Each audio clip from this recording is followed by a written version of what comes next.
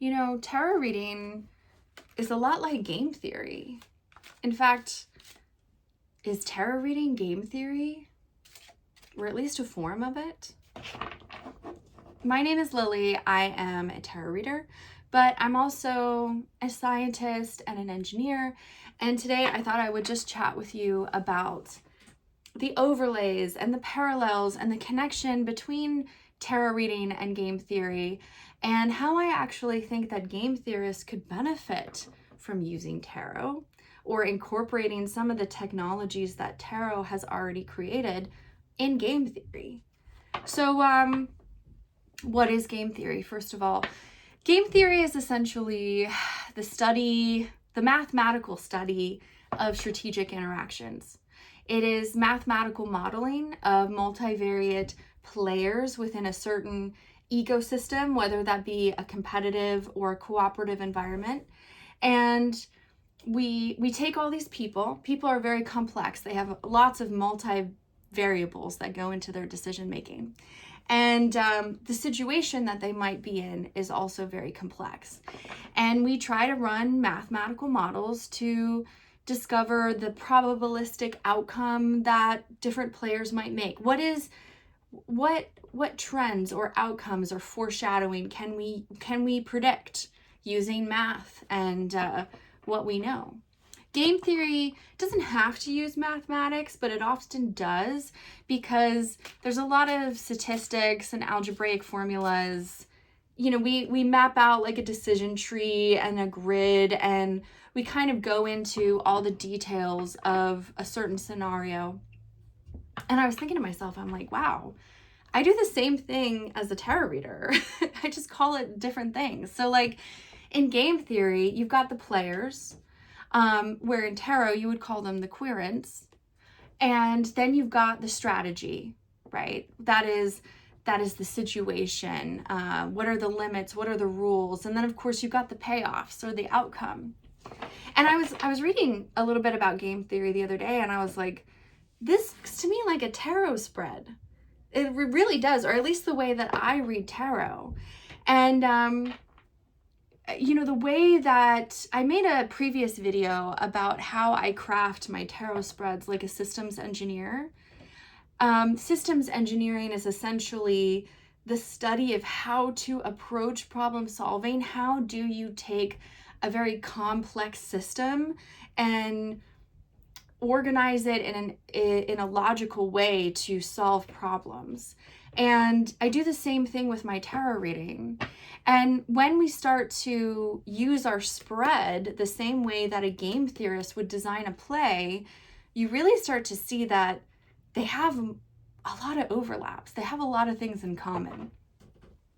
But what's interesting about tarot, and I think where tarot is superior in a lot of ways, is in game theory, they have this thing called information asymmetry, and there's a lot of blind spots, and some of it can be based off of who's doing the math, like who's running the mathematical models, but also like you might not have the information to run the model.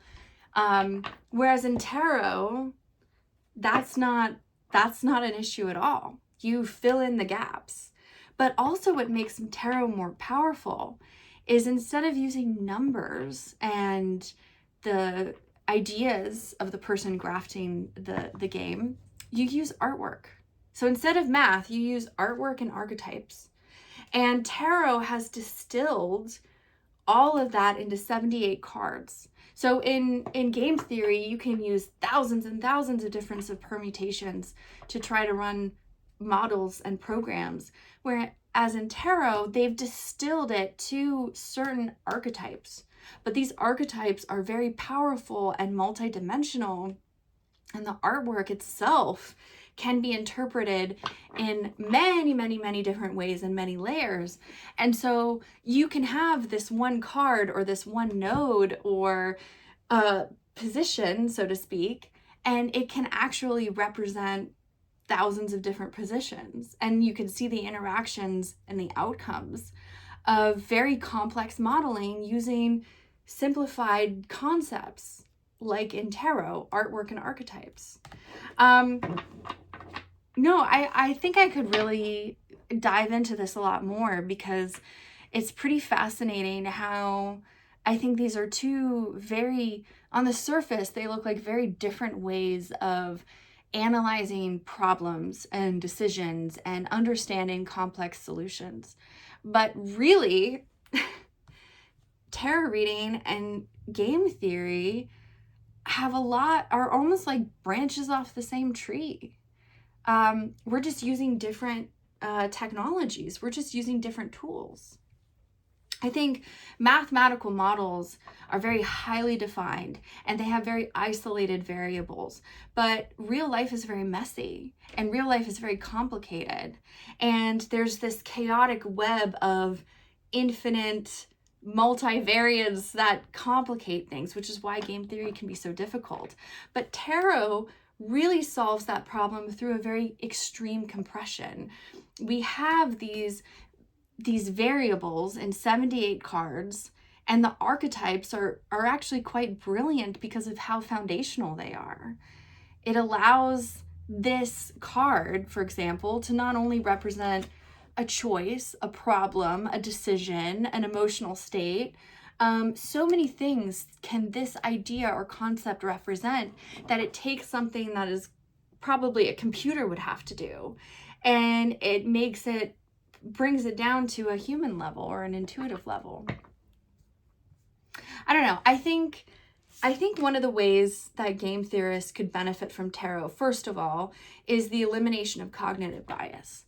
So when someone is crafting a game, like a mathematician is crafting a game, they might have their own bias that is influencing their model. Maybe they want a certain team to win, or they want a certain outcome to be produced. And that bias, whether it's conscious or unconscious, could leak into their modeling. Whereas with tarot, I'm randomly shuffling the cards.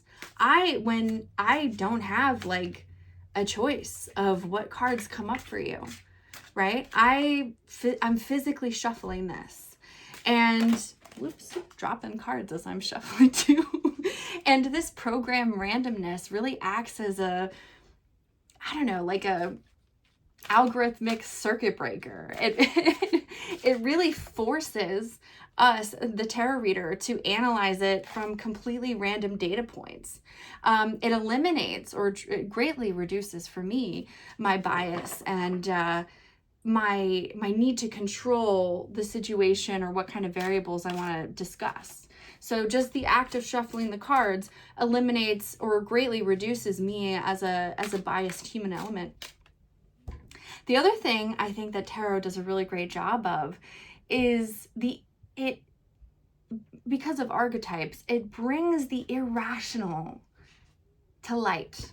Like the irrational human element, the irrational human behavior. Here's a great card. I just pulled the 9 of Swords, right? And this is about fear and anxiety, but it's so much more. We see a woman, she's up at night, she's just had a nightmare, and she's got eyeballs all looking at her.